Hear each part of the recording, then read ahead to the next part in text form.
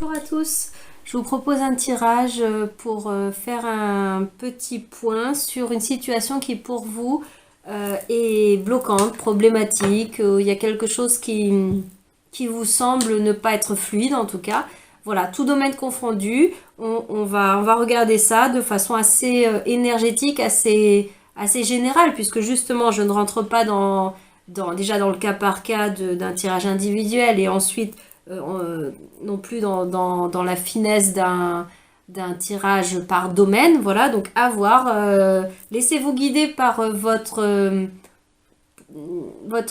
intuition. Mettez-vous en position de réceptivité justement pour accueillir ce qui sera dépeint comme énergie générale, archétype, symbole, etc. Et voyez en quoi ça vous parle dans votre registre personnel, dans votre vie incarnée, votre concret. Voilà, et puisez-en les messages, les axes, comme des petits galets, des petits pierres là déposées sur votre chemin, sur votre sentier, pour justement, comme le petit poussé, faire votre bout de chemin et aller vers votre propre compréhension de votre situation, de votre vie en fait. Voilà.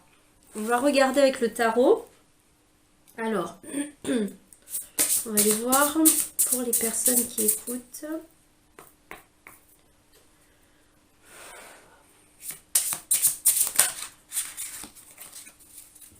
Alors, votre question.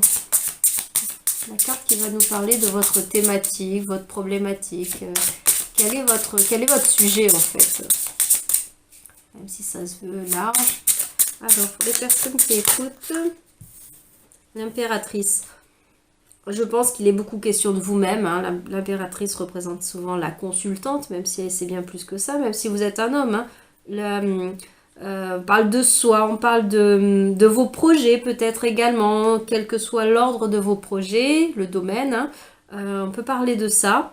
Il est question aussi peut-être de votre développement personnel, dans le sens d'aller protéger ce qui est fragile en vous, d'aller explorer vos forces, et puis d'accueillir aussi vos idées, toutes vos impressions, toute la matière première, la fertilité qui permet la créativité. On est avec le 3, hein, on est sur le principe créateur, mais qui n'est pas encore dans la mise en matière, qui n'a pas encore trouvé forme. Donc voilà, votre problème, votre thème, votre question, vos réflexions, ce qui vous amène à écouter ce tirage là notamment, porte sur un de vos projets, et si ce n'est votre projet, c'est votre propre développement personnel, votre propre état émotionnel, ou dans quelle direction de vie vous avez envie d'aller, qu'est-ce qui est important pour vous en ce moment. Enfin, ces temps de mise au point où on est face à soi-même et voilà, on a besoin de travailler à ce projet-là. Enfin voilà, si on veut considérer que c'est un projet, le projet soi, le projet bien-être avec soi-même, peut-être le projet guérison de soi également.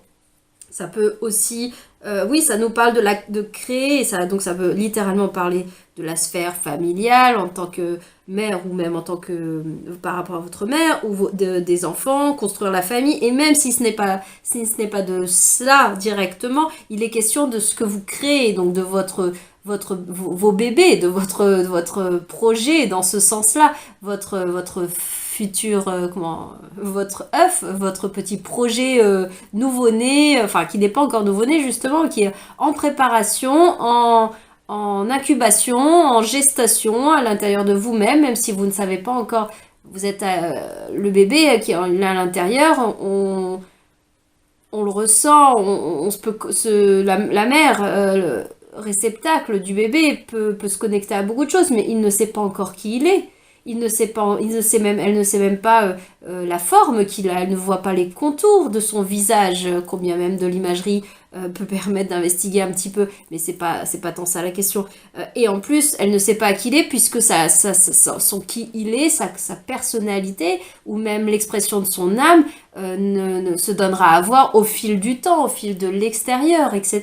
Donc voilà, on peut s'imaginer, on peut se figurer, mais on n'a pas encore accès à la forme que ça prendra concrètement.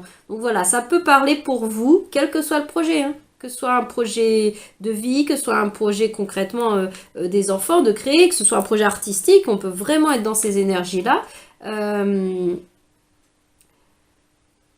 ou que ce soit un projet professionnel, hein, ou alors le projet de se réorienter professionnellement, qui a une idée concrète ou même un élan artistique, sans, quand bien même vous ne connaissez pas le projet, enfin vous n'avez pas de encore d'idée, ni de concept, ni de trame, ni de finalité, encore moins, de vision de finalité de l'œuvre que vous voulez créer dans ce monde-là en ce moment. Donc voilà, on parle de ça, on parle beaucoup de ça. Alors, je pense quand même avec des questions assez existentielles, hein. On a le jugement là en dos de deck, des grandes prises de conscience. Voilà. Je pense qu'il n'est pas seulement question d'une petite parenthèse bien-être, où on se pose 5 minutes gentiment. Ouais, je pense que vous êtes sur quand même quelque chose d'un peu plus existentiel, le retour à soi, mais voilà, avec quelque chose d'assez... comment dire, j'ai perdu le mot que j'ai dit tout à l'heure d'ailleurs. Existentiel, voilà. Questionnement existentiel.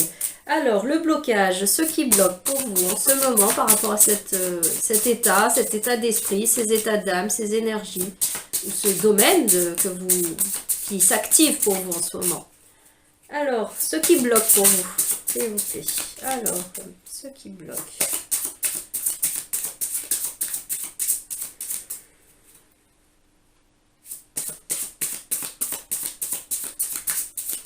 Peut-être tout simplement l'impatience.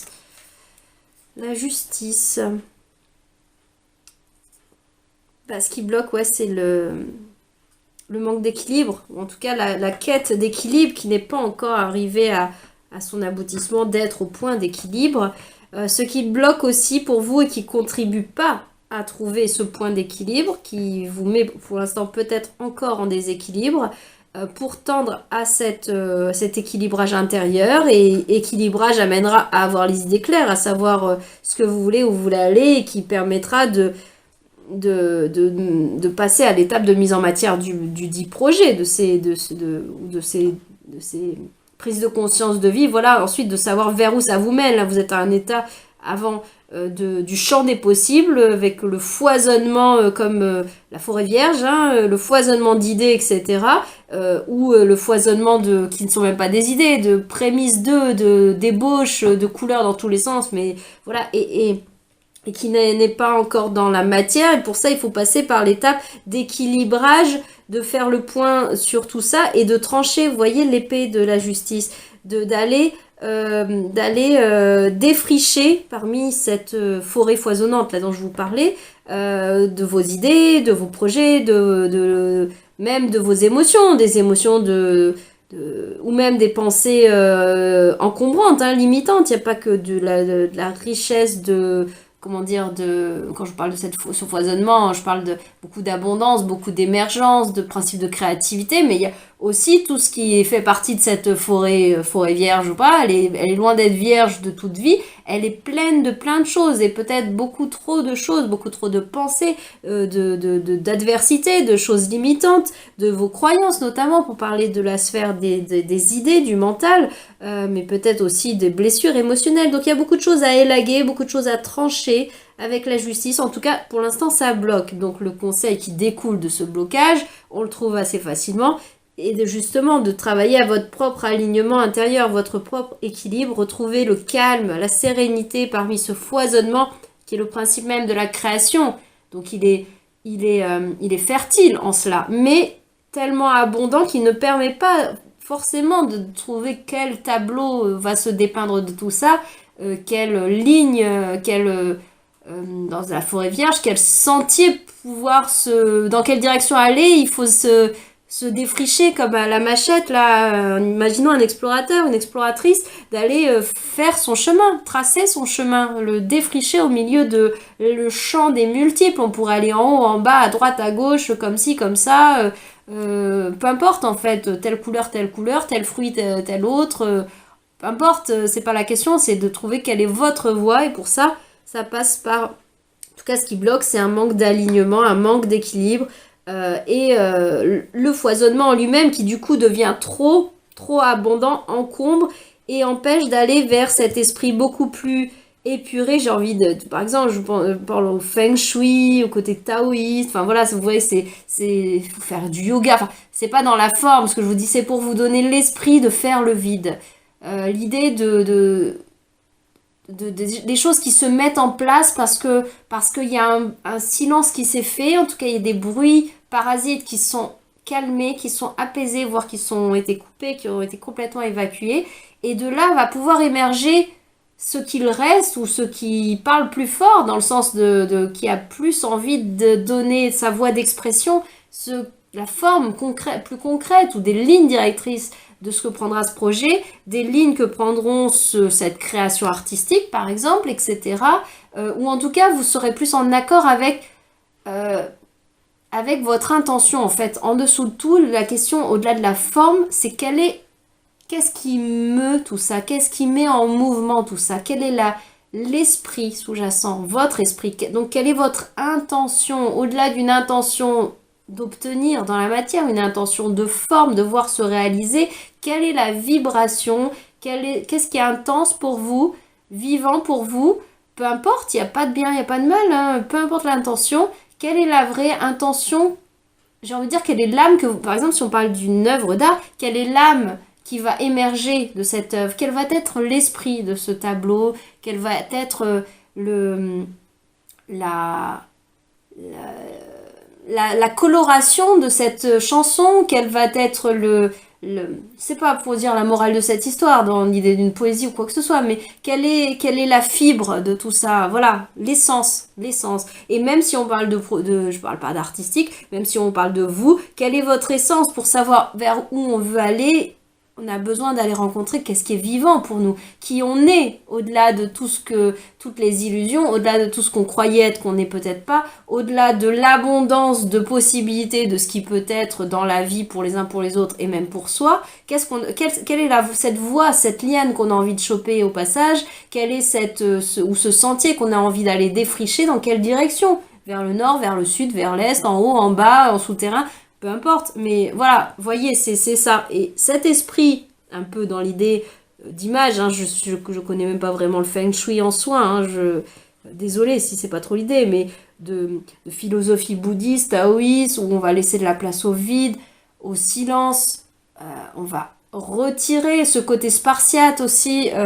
En fait, toute philosophie peut amener à ça, ou en tout cas beaucoup de religions vont parler de laisser, enfin indirectement vont le dire comme ça, mais ça nécessite de se poser, de se calmer. On arrête un mouvement extérieur, on arrête aussi le mouvement du mental pour que puisse être entendu, être reçu peut-être des messages, mais ne serait-ce qu'une inspiration, un souffle. Bien sûr que l'inspiration, même artistique, peut naître du foisonnement, du jaillissement, mais elle peut aussi, et souvent venir, il faut se mettre un peu au calme, se poser, pas forcément lorsqu'on est en train de s'activer, à être occupé. Alors des fois, hein, il y a l'éclair un peu de génie ou pas, ou en tout cas il y a l'éclair artistique qui peut venir dire, mais oui, c'est ça, c'est le truc qu'il faut faire, oui, ok, mais il y a aussi... On peut créer ce terrain fertile, ce terrain propice à ce qu'émergent les graines qui vous ressemblent vraiment, qui ont vraiment celles qui appellent à s'exprimer parmi toute l'immensité de cette forêt abondante de tous les possibles du monde, inimaginables, même à l'intérieur de vous, mais lesquels vont davantage se laisser entendre. Quelle est la mélodie qui va émerger parmi le brouhaha que ça peut être au début de cette quinquophonie de tout le monde crie en même temps, tout le monde chante en même temps, tout le monde essaye de faire ses gammes en même temps. Voilà. Bon, je sais pas pourquoi je reste dans une thématique assez artistique. Bon, c'est l'impératrice hein, quand même, forcément. Donc voilà.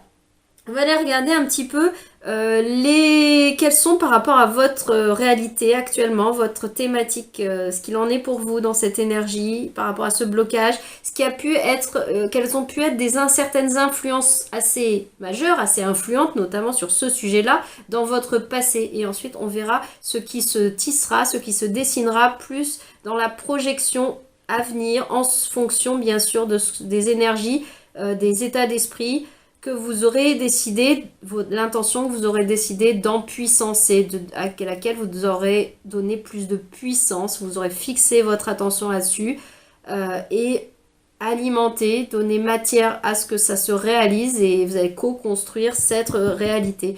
Je l'explique juste pour dire que ça n'est pas en cela les cartes, une entité extérieure, même divine, même tout ce que vous le voulez, qui va définir votre futur, qui va prédire dans le sens de le fixer pour vous, à la place de vous, votre avenir.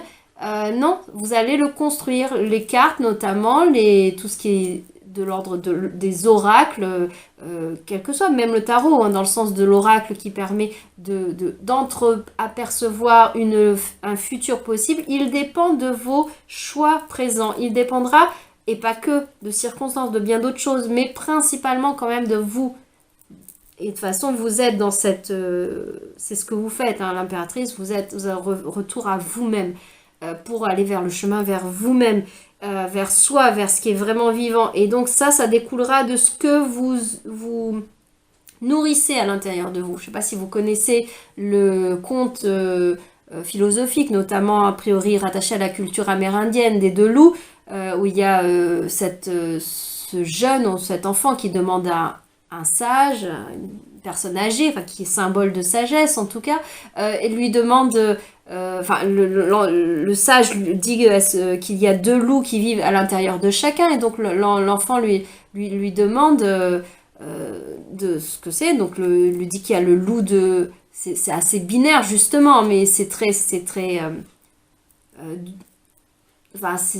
tranché bien sûr, mais à voir plus large, qu'il y a le loup de l'amour et le loup de la haine. Enfin en gros, quels que soient les mots, mais en gros il y a souvent toujours cette dualité. Il y a une voix ou une autre, il y a oui ou non. Voilà, ce principe de dualité qui se retrouve à l'intérieur de nous-mêmes. Donc dans ce conflit intérieur entre les deux loups à l'intérieur de nous, le loup de l'amour, le loup de la haine, lequel l'enfant donc demande, mais lequel gagne à la fin, lequel prend le dessus sur l'autre, demande au sage de l'éclairer là-dessus. Et donc le sage lui répond tout simplement, mais celui que tu nourris, celui que tu nourris, celui à qui tu donnes de la nourriture, celui à qui tu donnes de l'attention, de l'intention, c'est de la nourriture, celui à qui tu fournis de l'énergie qui va pouvoir du coup grandir. Quelle plante va grandir? Celle que tu arroses. Quel animal va être en bonne santé, va être le plus vigoureux, je sais pas, dans un élevage, celui à qui on donne les soins, celui à qui on donne l'attention. Et quelle que soit la nature de cette eau que l'on arrose, dont on arrose la plante, l'intention que l'on y met. Donc si on met l'intention sur des énergies de je ne suis pas capable, si on met l'intention de ça c'est pas possible, si on met son attention sur la vie m'interdit que ça n'est pas réaliste pour moi, on nourrit ça, on nourrit cette vision. Et la vie nous sert ça. C'est ça le principe co-créateur. Voilà, pour aller au-delà de cette... pour croiser à la fois ce message de la légende amérindienne des deux loups et le principe du pouvoir de la pensée, du pouvoir de l'intention et donc le principe également de création, de co-création. On est créateur de notre vie, de chaque instant.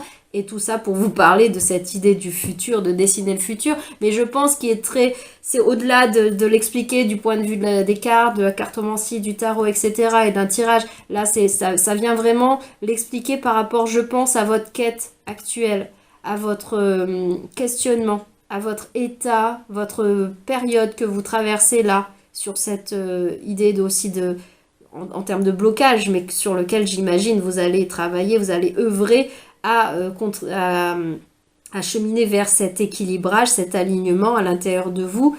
Et en cela, selon l'axe que vous alignez en vous et l'énergie que vous allez vouloir voir, le défrichage et donc ce qui va rester, on va dire, ce que vous avez envie de laisser émerger, ce que vous allez choisir d'arroser, et va se créer votre futur. Alors, on regarde... Maintenant que j'ai bien parlé du futur, on va regarder un petit peu le passé quand même. Quelles étaient les influences du passé par rapport à cette situation? Pourquoi regarder le passé? Juste parce que ça peut vous donner des pistes de guérison aussi, hein. C'est uniquement pour ça, c'est pas tant pour aller détricoter le passé pour le passé. On fait pas du tourisme du passé pour rien. Le pape, là notamment dans ce jeu-là, renommé l'intercesseuse. Donc on est avec la vibration du 5. On nous parle beaucoup de... Alors ça peut être des influences diverses, hein, dans un côté... on nous parle beaucoup de spiritualité, de foi, mais aussi de temps de rassemblement. Alors peut-être que des moments collectifs ont une incidence, ou quand je dis des moments collectifs, ça pourrait être par exemple, même s'ils ne sont pas vécus dans la matière, hein, assister à une conférence même dématérialisée par écran, ça pourrait être une énergie. Le pape, l'intercesseuse, nous parle de transmission, nous parle de l'orateur qui transmet des choses, une forme d'enseignement, un guide, un conseiller, voilà, cette énergie-là, mais qui n'est pas forcément à voir quand une personne incarnée, une personne identifiée. C'est plus une énergie, un concept que forcément une personne. Ça peut se matérialiser par des situations, des personnes, hein, mais là on est sur l'énergie. Donc l'énergie du pape, donc c'est aussi l'énergie de la foi, c'est l'énergie d'une grande reliance. C'est peut-être ça qui vous amène à aller chercher plus d'essentiel dans votre vie. Ce questionnement peut-être de se dire, mais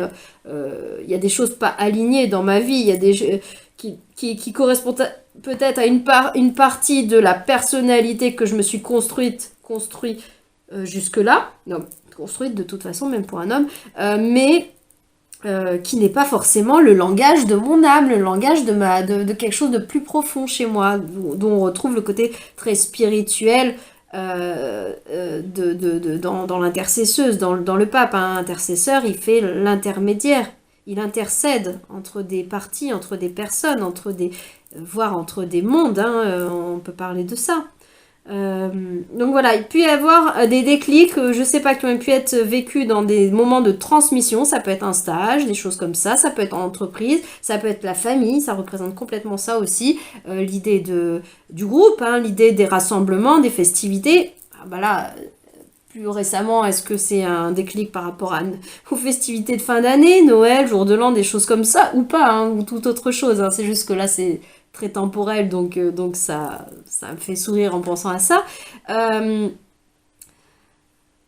Ouais, bah après le pape en influence, il y a assez peu de choses négatives, si ce n'est le côté dogmatique éventuellement du pape, par le côté peut-être religion. La religion a pu avoir une grande influence sur là où vous en êtes. Alors peut-être une influence positive dans le sens de la déclic de spiritualité, ou même d'aide spirituelle, de sagesse, de connaissance de soi, a pu beaucoup vous inspirer, vous faire des déclics et vous mettre face à votre réalité qui peut-être dans un premier temps était assez désaxée, assez déséquilibrée et auquel vous avez, j'imagine, à cœur d'œuvrer à améliorer cela. Ou alors, là c'était une vision un peu plus positive, un déclic positif, mais après on peut nous parler de l'influence de tout ce qui était de l'ordre des croyances, notamment qui limitent, et du dogme, et on peut retrouver beaucoup de ça dans la spiritualité au sens large, mais notamment dans les religions, à la forme qu'ont donné les humains à certains enseignements spirituels, à certains élans transmis initialement, qui ont été codifiés selon la matière, selon la structure des humains, qui en ont fait des religions. C'est en cela. Et je ne dis pas que les religions sont mauvaises, ni l'une ni l'autre, aucune. Il y a du bon et du mauvais, mais comme dans tout, à partir du moment où est donné on a besoin de cadre, un cadre de conduite, de fonctionnement, notamment religieux, fonctionner comme si, ou même de croyances, ça s'appelle les croyances transmises par le transgénérationnel, par la famille, hein. Là ça peut être le poids de l'éducation aussi, complètement, hein. Mais bon, qui n'est pas influencé par le poids de son éducation, en bien ou en mal, en bien et en mal en fait.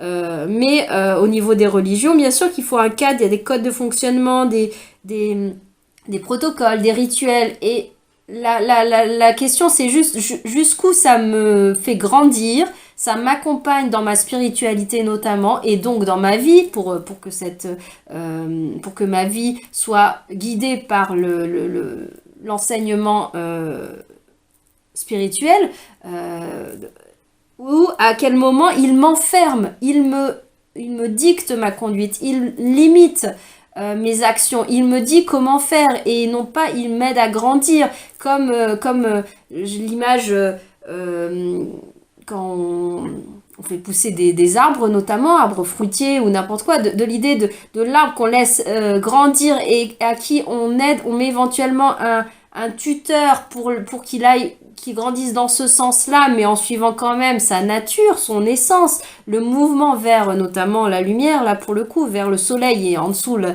mouvement des racines vers l'eau, vers l'ancrage proportionnel à ce qu'il a besoin pour développer je vais dire son ramage, son extérieur, son tronc et tout ce que l'on veut. Est-ce que cette jeune plante a été mise dans un pot assez petit qui ne lui permettra pas à ses racines de s'expandre énormément, ou est-ce qu'il est mis dans un espace beaucoup plus vaste et nourricier et à l'extérieur, est-ce qu'on lui met simplement un tuteur pour l'aider à grandir un peu plus solidement, mais dans une forme qui peut s'adapter aux élans de sa nature, ou est-ce on le torsionne, vraiment, comme on fait, on pourrait palisser, on pourrait le faire guider, comme on le fait avec notamment les fruitiers, il n'y a pas de jugement dans ce que je dis, c'est pour vous donner l'image, comme on pourrait décider que la plante, elle va passer là, lui faire ça, comme ça, comme ça, comme ça, et on décide de la forme que doit prendre un poirier. Voilà, c'est en cela que du coup, dans le même mouvement de guidage, là, parce que là, pour reprendre l'image de la spiritualité qui peut nous guider, et des êtres qui vont pouvoir nous transmettre la spiritualité, pas que, mais même les parents, par exemple, ces êtres qui sont là pour faire grandir l'enfant, dans quelle mesure ils vont l'avoir guidé, aiguillé pour qu'il se développe, lui, dans son être, en accompagnant un mouvement constructif à son image et pour au maximum de son épanouissement, de son expansion, ou qui vont l'amener à aller dans une direction précise comme elle se veut selon la volonté, la croyance ou la transmission elle-même, hein, pas d'une personne, mais de toute une lignée, de toute une société, de toute une culture, de tout un enseignement, notamment peut-être spirituel. Donc voyez, ce qui a pu influencer pour vous, bien sûr, la spiritualité, qu'elle soit religieuse, dogmatique ou plus large, même New Age, ésotérique et tout ce qu'on veut, hein, ça peut aussi être très dogmatique, beaucoup, hein, libre arbitre dans tout ça, quel que soit le cadre dans lequel ça s'inscrit. Ou alors, on peut évidemment parler d'une transmission, enfin de l'influence du groupe familial, voire sociétal. Alors peut-être moins, on aurait plus le monde dans une influence plus globale comme ça, mais en tout cas, l'influence déjà du groupe familial, transgénérationnel, ou alors l'influence même des amis, de vos environnements de travail, par exemple les collègues, enfin voilà, un groupe, peut-être même avec une personne un peu représentative d'un mouvement, d'un courant, d'un état d'esprit ou de valeur d'entreprise, là pour revenir à l'idée d'entreprise, ont pu grandement influencer la situation dans laquelle vous êtes actuellement, qui vous amène à revenir vers vous. Alors, ce vers quoi vous pouvez aller selon les pistes que vous emprunterez. On va avoir avec le tarot une piste qui est proposée, qui peut se donner à vivre. Mais évidemment, comme c'est collectif, tout le monde ne vivra pas forcément exactement la même chose. Alors, vers quoi vous vous dirigez ? Vers quoi nous nous dirigeons par rapport à cette situation, cette problématique? Vers quoi nous nous dirigeons? Oh, bah dis donc. Les ensoleillés, le soleil, c'est beau tout ça, on se dirige vers une très très belle carte. Hein. Le soleil, on parle de quelque chose de très lumineux, on nous parle du bonheur, on nous parle d'épanouissement, d'expansion. On peut nous parler de la joie de vivre, on peut nous parler plus concrètement pour certains d'enfants. Hein. Si là on était avec l'archétype de la mère et du temps de la gestation, de la question de l'enfantement, bon, il peut être question là des enfants. Hein. C'est une lecture très très très picturale, hein, très linéaire là, avec ces cartes-là. Mais on nous parle en tout cas aussi, vous allez vers plus, le soleil c'est le plexus solaire aussi, c'est rayonner votre plexus solaire, votre soleil, votre soleil dans le sens de qui vous êtes, j'allais dire personnalité, mais même personnalité, c'est encore très façonné par l'identité, par le mental, par les influences du passé, par tout ça. Mais dans l'idée du plexus solaire et de qui vous êtes, c'est un qui vous êtes depuis un espace plus essentiel, depuis plus d'âme, bien sûr qui se donne à s'incarner dans une enveloppe corporelle avec une structure mentale, une personnalité. Donc, mais une personnalité que vous avez certainement énormément travaillé à épurer, à défricher ce qui n'était pas juste et bon pour vous, pas aligné et qui n'était pas vos couleurs à vous. Vous êtes allé rencontrer qui vous êtes, l'unique de qui vous êtes, votre forme spécifique, unique, votre brillance, votre couleur, la forme que ça peut donner, pour reprendre le champ des images tout à l'heure artistiques, la note que ça donne, la gamme que ça donne pour un artiste, notamment peintre, on va dire sa patte, sa touche, son style, sa singularité, et cela, artiste ou pas, voilà, chacun a sa touche, a sa coloration, sa nuance individuelle, et c'est de ça dont il est question avec le soleil, avec le plexus solaire. Vous allez briller, vous allez faire briller l'unique de qui vous êtes, et ça passe aussi d'une façon au-delà par rapport à soi, en termes d'énergie personnelle, ça passe aussi à aller vers un épanouissement avec les autres, hein, parce que là on a l'idée de l'amitié, du partage, de la fratrie, pourquoi pas, mais bon, fratrie si elle est, c'est pas que la fratrie arrive, mais c'est que l'énergie, l'esprit fraternel, l'esprit de solidarité, l'esprit d'entraide, de reliance grandit, et elle permet, parce que la vie ne devient pas toute rose ou toute brillante, lumineuse, dorée de soleil, parce que le soleil vous incarnez davantage, vous êtes davantage baigné de cette influence solaire. Ce n'est pas parce que vous êtes dans cette énergie-là qu'il n'y a plus la vie avec ses rugosités, ses aspérités, ses hauts, ses bas, ses cycles, ses mouvements naturels qui font partie de l'expérience, de l'existence. Donc, mais pour en venir, avec le soleil, on traverse la vie, les obstacles. Là, le petit muret représente les obstacles. Et ce muret, comme je le dis, c'est un muret, il est petit, et justement il est perçu comme petit parce qu'en fait quand on se sent soutenu, quand on se sent plus confiant en soi, quand on a trouvé qui l'on est, et quand on se sent bien entouré, c'est très présent dans cette carte là, quand on se sent bien entouré, et qu'on l'est concrètement dans la forme, quelle que ce soit la famille concrète ou pas, les amis, tout ce que vous voulez, un cercle qui soit plus à votre image, peut-être aussi moins dogmatique, plus libre, plus joyeux peut-être, avec plus de créativité, l'enfant intérieur, eh bien on dépasse les défis de la vie plus facilement, on s'entraide, on se soutient, combien même chacun a sa part à faire à son échelle, on ne fait pas les choses à la place des autres, mais c'est plus léger de traverser des obstacles de la vie quand on est dans ces énergies-là, quand on se sent concrètement entouré, relié à d'autres personnes uniques, elles-mêmes dans leur soleil individuel, mais des soleils qui se reconnaissent entre eux et du coup qui créent comme pour rester dans ce registre des astres, un système, enfin une galaxie, un système astral avec des planètes différentes, uniques chacune, mais qui dansent entre elles, qui s'influencent les unes les autres, elles se complètent, elles se parlent, elles vivent ensemble, elles dansent ensemble et elles transitent, voilà, le système relationnel notamment peut-être, ou voilà, qui sera le vôtre. Voilà vers quoi vous allez, hein, sûrement des choses qui bougent, du mouvement, on a la roue de fortune derrière, et puis mais elle me parle surtout aussi pour vous, peut-être, qui vivez ça en ce moment, à la note assez karmique, c'est Fortuna, c'est la roue de fortune, c'est le destin.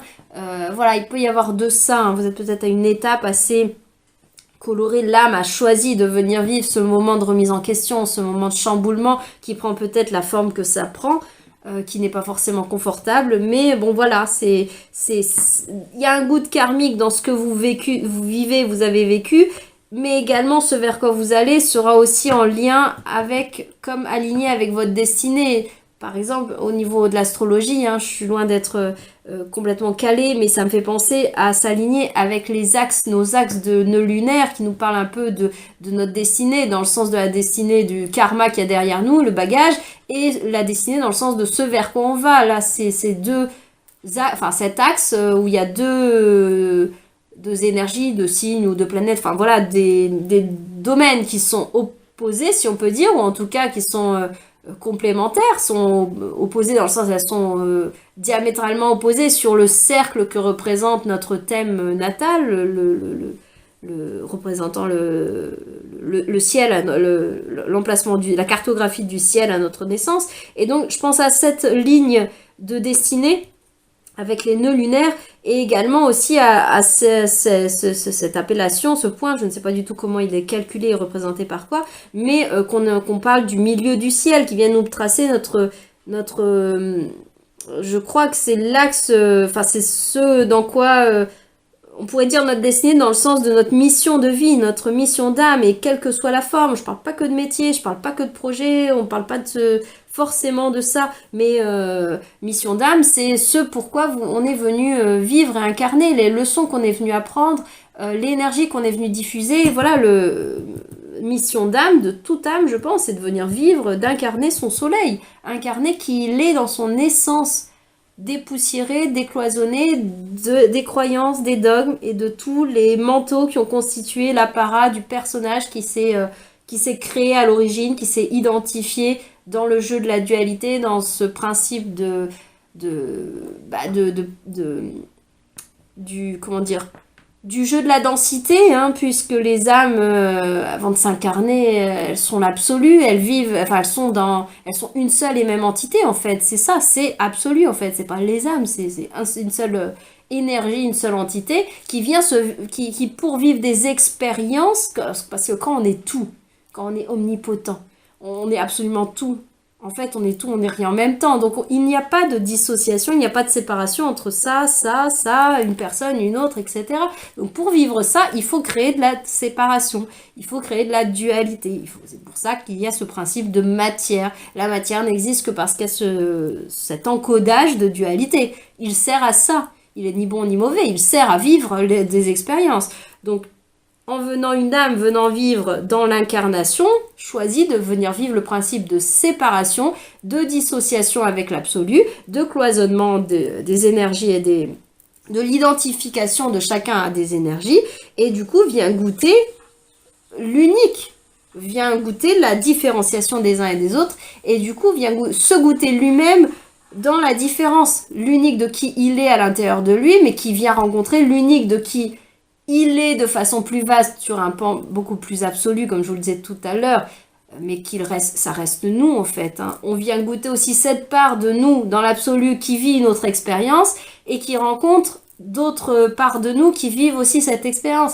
Bon, je suis peut-être partie un peu loin, désolée si je vous perds éventuellement à ce niveau-là, mais peu importe, si ça vous parle pas, laissez filer, ne donnez pas matière au mental à forcément s'agripper là-dessus. Ça viendra en temps voulu, mais c'est voilà, ce côté karmique, avec le soleil, briller le soleil de qui l'on est, ça me parle beaucoup, ça m'a beaucoup parlé ces derniers temps. D'ailleurs, bon, dit autrement, mais dans plusieurs vidéos, une notamment qui s'intitule comme ça, autour du soleil, ça revenait assez souvent, de façon assez régulière.